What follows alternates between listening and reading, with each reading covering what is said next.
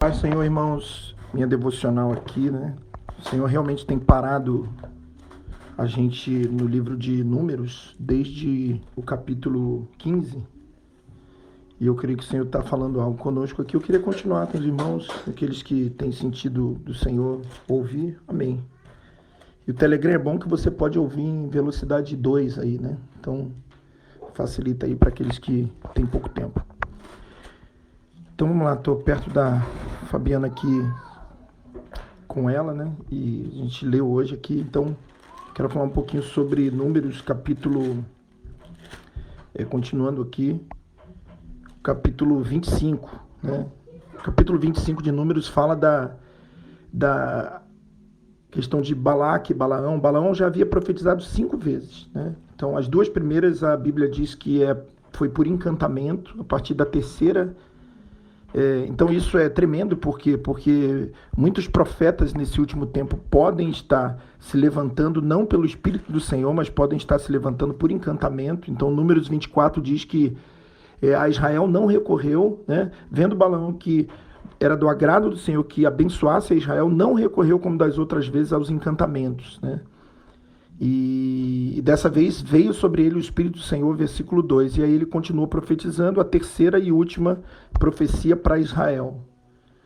E a quarta e a quinta são profecias de juízo para o mundo, né? Contra Edom, contra Seir, que, enfim, não é o caso hoje falar o que significa isso. Agora, o que chama atenção, e eu quero começar aqui falando com vocês, é sobre Números 25, né? Como que Balaque... como que Balaão tentou criar um atalho para que o povo de Israel fosse amaldiçoado, né? Porque, irmãos, quando nós estamos na posição, sob nenhuma hipótese, não vale encantamento sobre nós, né? Mas quando nós saímos da posição, né, no ambiente que nós estamos em Deus, ou devemos estar em Deus, o diabo não entra, mas então ele vai querer fazer com que a gente saia desse ambiente. E é exatamente isso que está escrito lá para a igreja em Apocalipse, né, uma das 7 igrejas. Apocalipse capítulo 2,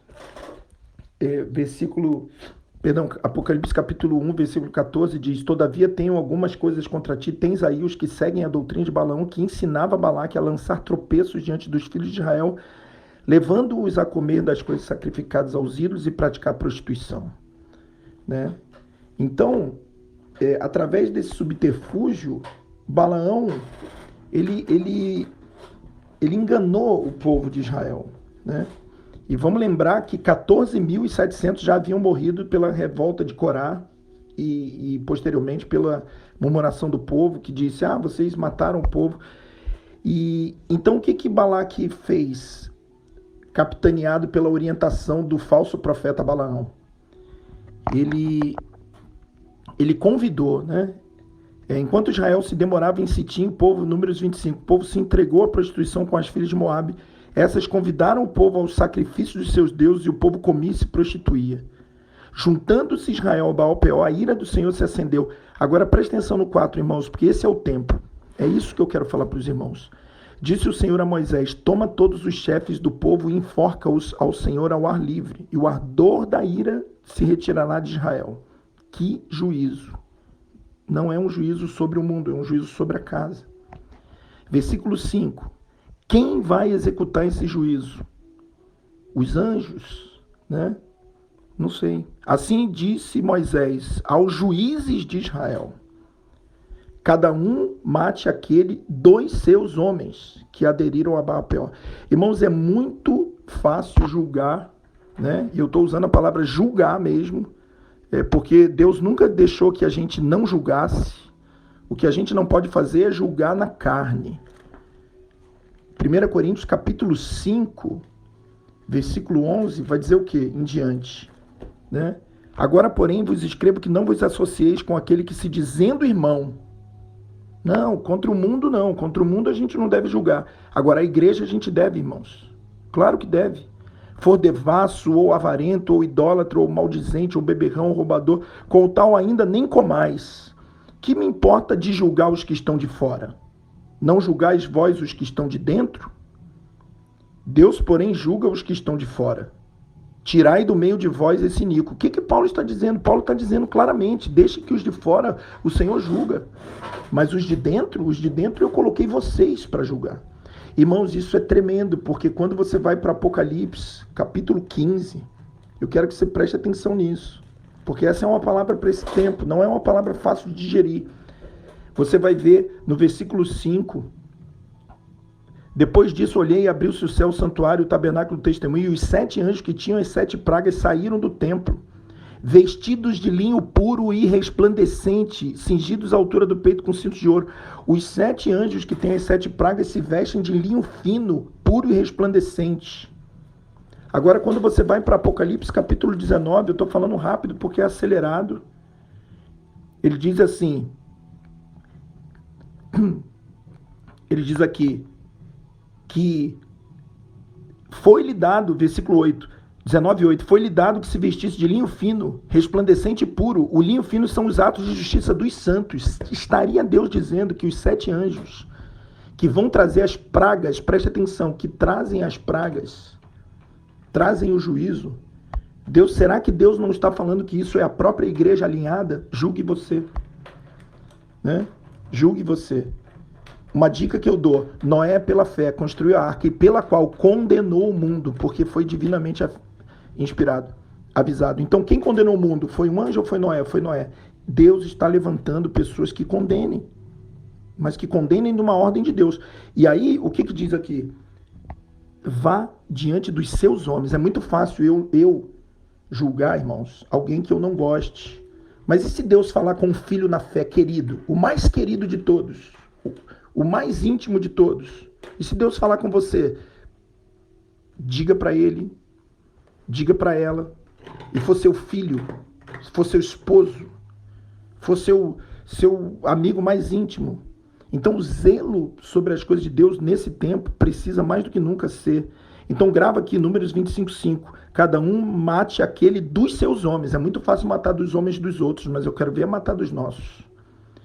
E aí um homem vem e traz uma mulher das midianitas, e aí se levanta Finéias, preste atenção, versículo 7 e 8. Vendo isso, o filho de Eleazar, Finéias, filho de Arão, neto de Arão, levantou-se com uma lança, seguiu o israelita e a tenda e transpassou pela barriga o homem israelita e a mulher, e cessou a praga que feria os filhos de Israel. Meu Deus, quando Deus levanta o juízo de homens, não homens carnais, de apontar o dedo e dizer eu sou melhor que você, mas homens que têm zelo pelas coisas do Senhor, sabe o que acontece, irmãos? A praga cessa.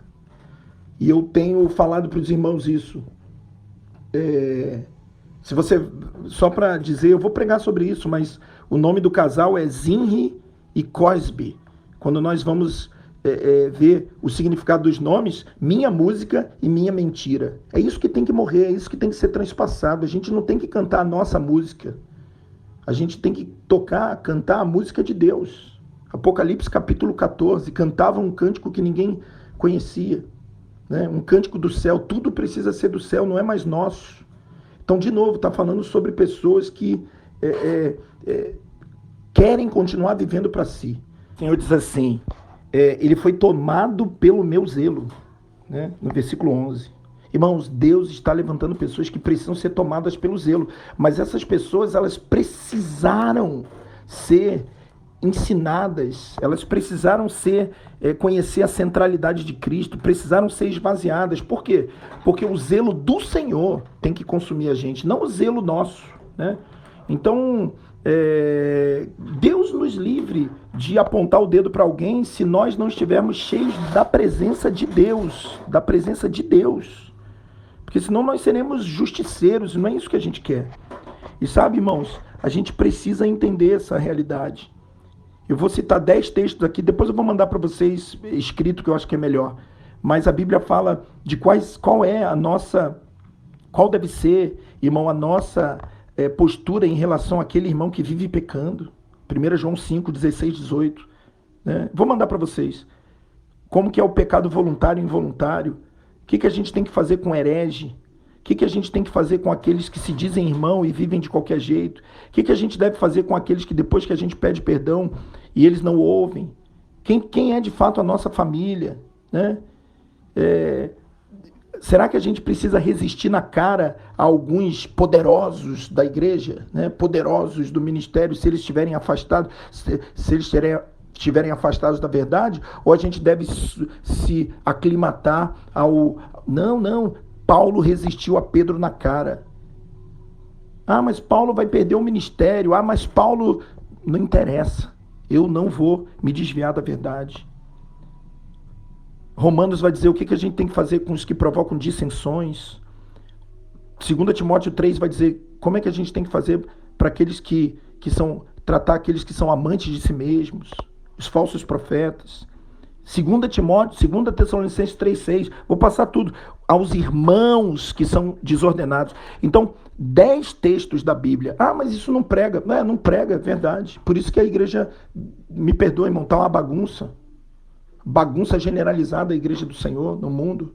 Por quê? Porque não se disciplina em nome de um amor que não existe. Não existe esse amor, não existe amor sem verdade. Agora, nós somos amantes da nossa popularidade, né? Ah, mas eu vou me levantar contra as pessoas vão... Irmão, tem muito líder, não sei vocês aí, mas tem muito líder que ama a sua própria imagem. Isso é idolatria. Que ama a sua própria popularidade. Que pela verdade se cala. Por quê? Porque vai perder amizade, porque vai bater de frente com algumas pessoas. A gente não deve ser assim. Sabe o que a gente tem que ser? A gente tem que ser cheio do Espírito, a gente tem que ser vazio da carne, vazio do homem, para que a gente possa, em amor, se possível com lágrima nos olhos, falar a verdade. Então hoje nós nos associamos com gente que vive pecando, a gente investe em pessoas que pecam deliberadamente, eles sabem que é errado, eles já desprezaram o Senhor, mas a gente continua insistindo. A gente tolera o herege, a gente come com os que cometem dissensão, a gente não se afasta daqueles que não querem ouvir Deus. A gente ainda tem laços familiares e parentes, irmão. Não estou aqui, não entenda mal as minhas palavras, não estou aqui falando para você largar os seus laços familiares, mas pelo amor de Deus, Jesus disse que a minha família, minha mãe, meus irmãos são aqueles que fazem a vontade do Senhor. Laços familiares não estão acima do meu propósito com Deus. Né? Então, irmãos, avalie essas coisas, porque Finéias se levantou para zerar a praga. Né? E quem aqui hoje está disposto a se levantar para perder uma amizade? Né? Não porque quer perder, mas dizendo, meu amigo, eu só vou ser seu amigo se você quiser andar com Jesus. Como é que estão nossas casas, irmãos? Nossos filhos fazem o que quer debaixo dos nossos olhos. Alguns de nós temos filhos aí de 20 e poucos anos, que a gente sabe claramente que estão se prostituindo, 30 anos, debaixo dos nossos olhos. Será que não está na hora de olhar para eles nesse tempo, para que a praga cesse e transpassar eles com a palavra de Deus? Né? Porque essa é a ideia. Transpassar com a palavra de Deus, com a espada do Senhor, e dizer, porque eu te amo, eu preciso te dizer a verdade. Mas não, a gente não faz isso. Né? A gente é bom para julgar, às vezes, os de fora. Né? E Deus fala, deixa que os de fora eu julgo. Vocês são tão bons para julgar os de fora, julga os de dentro. Julga os próximos. Né? Então, irmãos, nós vamos ficar nesse texto durante algum tempo. E de verdade, irmãos, se você como líder não ler rápido, não ouvir rápido esses textos, né? 10 dias depois, chega para um líder e pergunta, e aí, né? Não vamos entrar muito em detalhes, você já leu? Não, ainda não ouvi. Tá bom, irmão, então não ouve mais. Não ouve. Se não é prioridade para você, também não vai ser para mim. Né? Então amo de paixão todos vocês, mas o Senhor está dizendo claramente, vem um tempo de juízo. Vem um tempo de juízo. Vem um tempo de juízo. Alinhe os seus relacionamentos. Volte para o zelo. O nosso relacionamento primeiro mandamento, amar ao Senhor acima de todas as coisas. Me perdoe, acima de marido, acima de esposa, acima de filho, acima de pai, acima de amigos, acima de ministério, acima de tudo, tudo, tudo. Então esse é o Finéias, né? Então, irmãos, agora cuidado, hein? Cuidado para não ser justiceiro. Cuidado para a gente não cometer o erro, né, de dizer, o problema são eles, como disse o pastor, né, eles não querem nada. Não, não, irmãos. De quem nós estamos falando aqui não é do mundo, não é dos perdidos que o Senhor está mandando. Nós estamos falando aqui daqueles que já têm e já rejeitaram. E nós vamos saber exatamente distinguir, se estivermos no Espírito, essa diferença entre um e outro. Então, irmãos, que o Senhor abençoe, né? Eu estou, assim, muito impactado com tudo isso, né? Espero que os irmãos aproveitem aí, né? Aqueles que querem, aproveitem aí, né? Não é, nada é obrigado, irmãos, né? Ouve quem quer, faz quem quer. Cada um anda na velocidade e dentro daquilo que recebeu, né? Mas eu posso hoje falar como Paulo, o que eu recebi do Senhor, eu passei para vocês. Se isso é a medida de vocês ou não, né? Eu acho que é isso que vocês têm que fazer com os outros. Irmãos, essa é a minha medida, eu estou passando para vocês. Que o Senhor te abençoe. Agora, uma coisa eu te digo, não passe para os outros o que você não recebeu do Senhor. Tá? Não passe. Não passe. Não passe, não passe. Sob nenhuma hipótese, pegue as minhas palavras e discipule pessoas usando as minhas palavras, né? Discipule pessoas usando as suas palavras, os seus exemplos. Cada um tem uma espada que pode carregar. Estou passando para vocês, diante do Senhor, irmãos, o peso da espada que eu posso carregar. Não posso ir nem mais nem menos. Então essa não é uma mensagem para você simplesmente copiar e colar e dizer, toma aí o que o pastor disse e é tudo. Não, não. Primeiro é uma mensagem para você receber ela.